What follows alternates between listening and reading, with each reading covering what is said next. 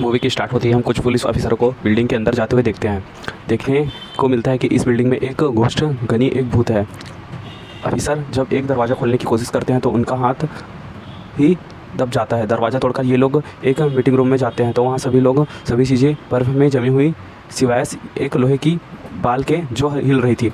Officer जैसे ही इस bulb को चेक करने के लिए उसे टच करता है, यहाँ जमे हुए सारे इंसान टूटकर मर जाते हैं। बाल के अंदर दो चमकती हुई आंखें दिखाई जाती है जो एक भूत की थी, जिसके बाद सीन कट होकर हमें 120 साल बाद का सीन दिखाया जाता है। हमें मिलवाया जाता है कि एक घोष पत्र की टीम से जो भूतों से लड़कर उन्हें पकड़ने का काम करता है और इस शहर के भूतों से फिजाहत करते सभी ये लोग काम कर से कहीं जा रहे थे कि इन्हें शहर में एक खुला भूत नज़र आया। इस ड्रैगन जैसे भूत को अपने काबू में करने के लिए सबसे पहले फोबी अपनी कार से एक लेजर कर बाहर निकालती है और लेजर से इस पे पहला हमला करती है, लेकिन भूत उसके काबू में नहीं आता ताकि उसका दूसरा साथी कार के अंदर से एक छोटी सी डिवाइस निकालकर इस भूत को पकड़ने की कोशिश करता है। लेकिन जब ये लोग इसमें भी नाकाम रहते हैं तो कैली नाम की इनकी टीम लीडर बड़ी ही होशियार से अपने एक ड्रोन को इस भूत के ऊपर भेजती है और फाइनली इस भूत को काबू में कर लेती है। इस भूत को पकड़ने के चक्कर में इनका ध्यान तो सड़क पे रहा ही नहीं था। सड़क पे ये लोग बहुत नुकसान कर चुके थे, इनका अपना एक्सीडेंट भी हो चुका था और इस सारे नुकसान की वजह से इन्हें मेयर के पास बुलाया जाता है जो इनसे कहते हैं कि घोष बस्ट आप लोग शहर में बहुत नुकसान कर रहे हैं, अगर ऐसा ही चलता रहा तो आप लोग काम रोक दिया जाएगा। जवाब में घोष बस्ट कहते हैं कि लेकिन हम तो शेर को भूतों से बचा रहे हैं। लेकिन मेयर के मुताबिक ऐसा और चलने वाला नहीं था। मेयर सबसे पहले तो उनके ग्रुप से फोबी को निकालने को कहता है क्योंकि अभी भी उसकी उम्र सिर्फ 15 साल है, जो अभी इस काम के लिए मैच्योर नहीं है। वो स्टाफर मेयर को क्वेनिसिंग है, लेकिन वो अपना फैसला सुना चुके थे। लोग अब किले के घर पर आते हैं जहाँ फाई भी अपने ग्रुप से रास नहीं आ रही थी, लेकिन वो मेयर की बात मानते हुए उसे अपने ग्रुप से कुछ टाइम के लिए बाहर निकालते हैं। यहाँ घुस रुष्ट से उसे समझते हैं कि ये बस ना साल की तो बात है, फिर हम तुम्हें हर मिशन में साथ लेकर करेंगे। केली के घर के बेसमेंट में इन्होंने एक पूरी पाइपलाइन बनाई हुई थी जो भूतों को कैद करने के लिए अभी भी अपनी कैद किए हुए भूत को यहीं पर डालने वाले थे, लेकिन अचानक से यह मशीन काम करना बंद कर देती है। किली और उसकी साथी बहुत ही मुश्किल से इस मशीन को हैंडल करते हैं और इस चीज़ से कामयाब हो जाते हैं कि बाकी भूत यहाँ से आज़ाद ना हो पाए। सीन कट होकर हमें एक ऐसी शॉप दिखाई जाती है जहाँ भूतों से रिलेटेड चीज़ों को बेचा जाता है। यहाँ एक लड़का वही मेटलिक बाल बेचने के लिए आया था जिसने हमने मूवी के पहले सीन में दिखाया था। शॉपकीपर जैसे ही इस बाल के अंदर किसी भूत को चेक करना शुरू करता है तो अचानक से उसकी शॉप में ही जला आ जाता है, हर चीज़ गिरने लग जाती है, यहाँ तक कि घोष चेक करने वाली मशीन भी टूट जाती है। बाल जहाँ रखी थी उसके नीचे टेबल भी फ्रीज होकर टूट जाता है, वहाँ बाल से नीचे गिरे है। इस बाल की पावर का असर कैली के उस घर तक भी हुआ था जहाँ पाइपलाइन के अंदर वो भूत के कैद थे। अचानक से उनके घर में बहुत बड़ी दरार आ चुकी थी। यहीं ऊपर कैली का दूसरा साथी उन्हें घर में एक भूत को पकड़ने की कोशिश करने लगा था। वो लड़का जैसे ही भूत को पकड़ने लगता है तभी उसी के ऊपर उजड़ते हुए उसे चमका देकर यहाँ से भाग जाता है। वो भूत भागने की खबर जल्दी से जाकर अपनी टीम को बताता है और सभी भूत उसे पकड़ने के लिए निकल जाते हैं। कोई भी यहीं निकल जाते हैं और वह यहाँ क्या करती, चेस खेलने लगती है। नोटिस करती है कि एक भूत उसके साथ चेस खेलने लगी थी। पहले फेबी को थोड़ा अजीब लगता है, लेकिन अब अगर उसके दोस्त नहीं तो ये भूत ही सही। वो खेलना कंटिन्यू करती है और हैरान होकर अब भूत उसके सामने आकर उससे सवाल करती है, क्या तुम्हें मुझसे डर नहीं लगता? अरे मेरा तो रोज़ का काम है। रब अगले दिन हमें क्या दिखाया जाता है कि केली अपने घर पे एक होस्ट इंजीनियर को बुलाती है अपनी भूतिया पाइपलाइंस को ठीक करवाने के लिए।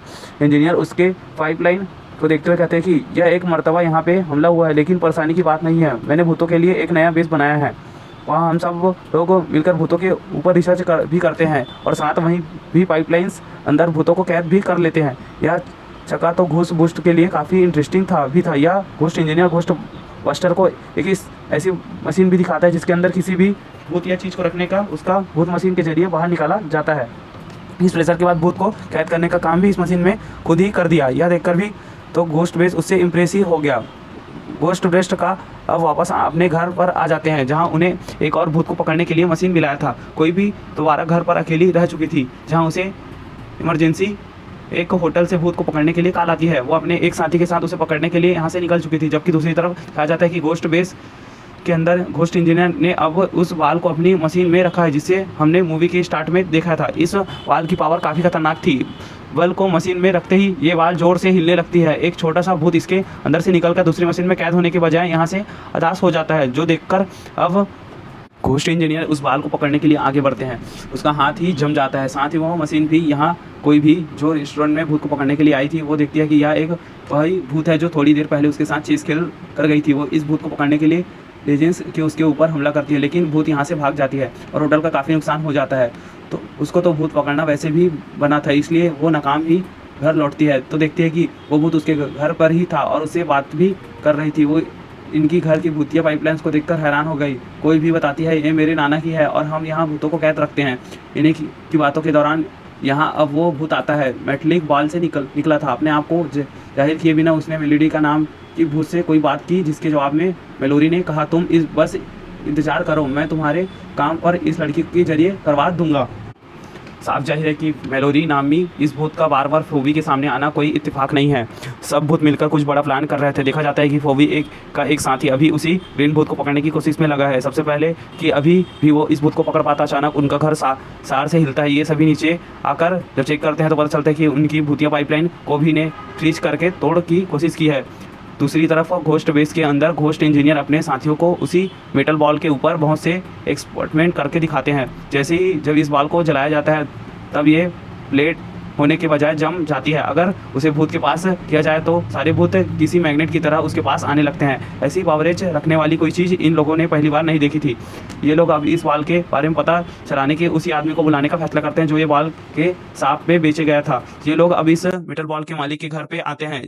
इस मेटल बॉल के बारे में पूछने पर बताता है कि वो तो मेरी ग्रैंड माँ की थी जो मैं अब मर चुकी है। अब उन्हें अपने घर में बनी एक अजीब कमरे में लेकर आता है जहाँ पर पुराने सोल्जर्स का सामान रखा हुआ था। लोग अब इस लड़की को लेकर अपने लैब में आ जाते हैं जहाँ एक एक्सपर्ट इस लड़के को टेस्ट करने लग जाती है कि यहाँ भी तो किसी भूत के साथ कनेक्ट तो नहीं है, इसके अंदर भी कोई पावर्स तो नहीं है। ये लोग नोटिस करते हैं कि जैसे इस लड़की के इमोशन चेंज होती है वैसे ही उसके पीछे चले हुए एक अंग के लैंप में असर पड़ता है। दिखाया जाता है कि कोई भी उसी शॉपकीपर के पास है जो भूतिया चीजें खरीदता था। ये लोग भी उसी मेटल की बाल की पावर्स को लेकर परेशान थे। जहां शॉपकीपर का असिस्टेंट आकर उन्हें एक ऐसा ट्यूब के बारे में बताता है जो भूतिया चीजों के ऊपर ही बात किया करता था। साथ ही उनकी एक घोस्ट लाइब्रेरी में भी कोई भी लगता है कि जरूर वो इस बॉल के बारे में कुछ जानते होंगे। ये सब सुनने उसने मिलने के लिए जाते हैं और जैसे ही वो लोग उन्हें बाल की फोटो दिखाते हैं तो यह आदमी बाल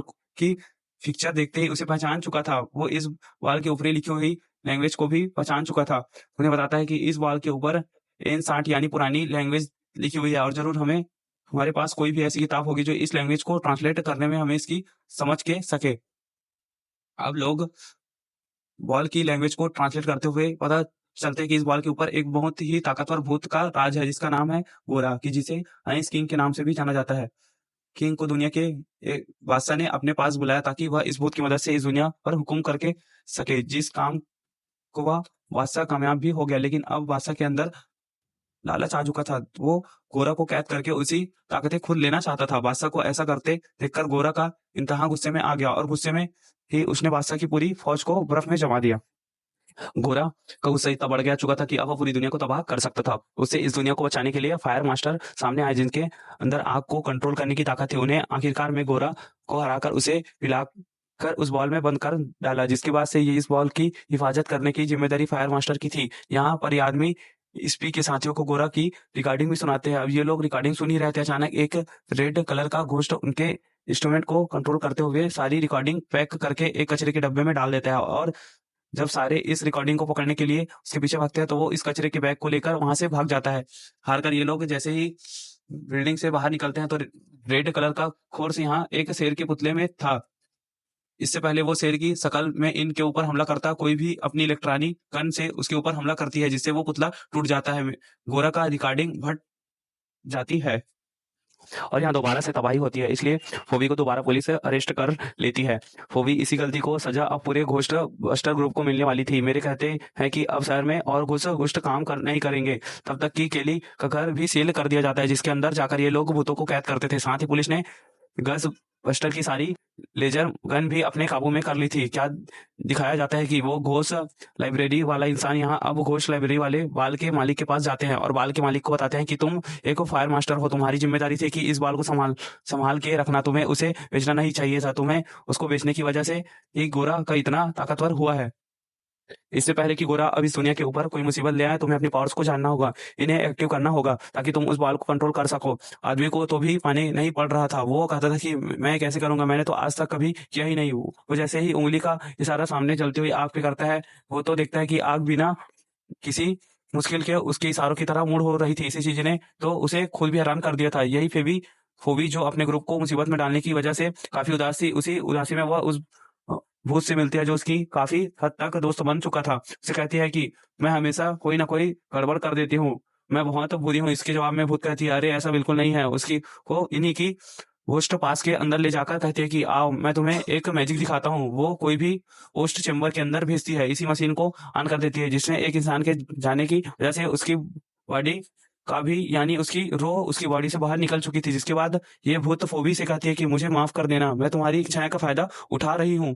कहते ही हमें दिखाया जाता है कि यहाँ बड़े मेटल बॉल के अंदर ये अचानक कुछ काली ताकतें बाहर निकलती है जिन्हें वक्त रहते फोबी के जिस्म के साथ उसकी सोल को भी अपने काबू में कर लिया था। और यानी काली ताकत कोई भी और नहीं बल्कि गोरा का ही था। उसके आजाद होने की वजह से यहाँ काफी गड़बड़ होने लगी थी। गोस्ट पेस के लोग जब यहाँ पे आते हैं तो वो गोरा को देखते हैं कि उसके ऊपर अपनी लेजर गन से हमला करते हैं, लेकिन गोरा का इस लेजर गन को ही जमा चुकी थी। इससे पहले कि ये लोग गोरा को पकड़ पाते, गोरा का यहाँ से भाग जाता है। गैली फेवी को दोबारा से ठीक करती है, उसकी सोल को उसके जिस्म से डालने के बाद दिखाया जाता है कि गोरा का फायर मास्टर के घर पे है, जहाँ इतने साल गोरा को कैद रखा गया था। यहाँ से गोरा को अपने वापस लेकर अपने साथ लेकर आता है, उसकी ऐसी सारी ताकत वापस आ जाती है।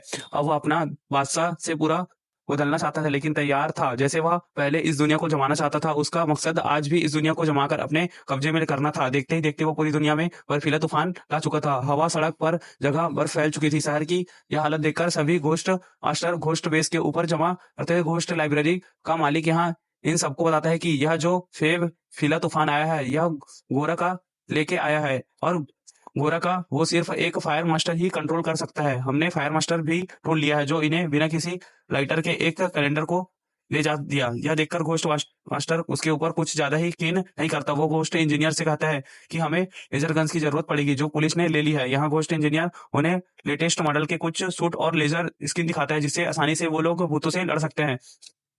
यहाँ इन सब घोस्ट मास्टरों को रोकने के लिए वो रेड घोस्ट आया जो सभी मशीन को अपने कंट्रोल में कर सकता था।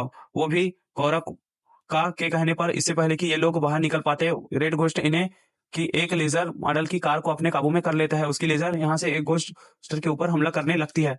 सबसे पहले कि घोस्ट मास्टर का साथी हम पहले मर जाता। यहाँ फायर मास्टर इस लेजर की अपनी पक्ष में वेट करके इस बच्चे को बचा लेता है। जिसके बाद ये लोग जब खुद रेड घोस्ट के ऊपर अपनी लेजर से हमला करते हैं तो रेड घोस्ट एक पिज्जा के अंदर चला जाता है, और यहाँ एक ग्रीन कलर का वो घोस्ट हमेशा जो इसे घर में नहीं निकला पाया था वो इस पिज्जा के साथ इस घोस्ट को भी खा लेता है, जिससे ये इनकी जान बचती है। जिसके बाद दूसरी भूत से निमटोला है जहां भूत तो कोई भी इसी से माफी मांग रही थी। वो कहती है कि मेरे पास और कोई रास्ता नहीं है सिवाय इसके, मेरा मकसद सिर्फ अपने आप को आजाद करवाना था। कोई भी उसे कहती है कि तुम गलत हो, इच्छा भी तो तुम्हारा रास्ता बना सकती है, तुमने यही गलत रास्ता क्यों चुना जिसकी वजह से अब पूरी दुनिया के इंसान मुसीबत में है। तुम देखते हो कि पूरी दुनिया के साथ भी सभी इंसान भी जम चुके हैं। अब ये लोग यही बातें ही कर रहे थे कि पीछे से गोरा का दीवार तोड़ते हुए अंदर आ जाता है, जहाँ सभी घोस्ट बस्टर मिलकर लेजर से उसके ऊपर हमला करते हैं, लेकिन गोरा का सभी लेजर का जमकर तोड़ देता है।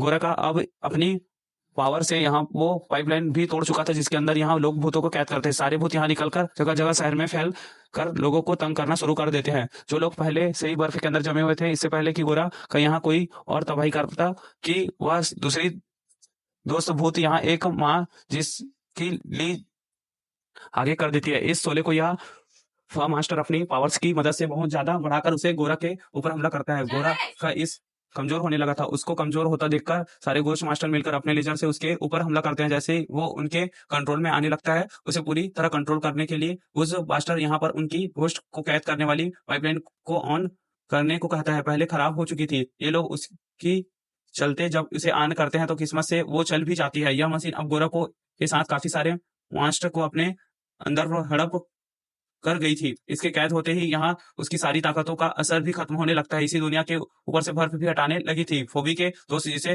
गोरा को हैरान में उसकी मदद के लिए वहां फोबी के सामने आकर उसे कहती है कि तुमने ठीक कहा, अच्छाई भी आजादी का रास्ता हो सकती है, और देखो आजाद हो गई।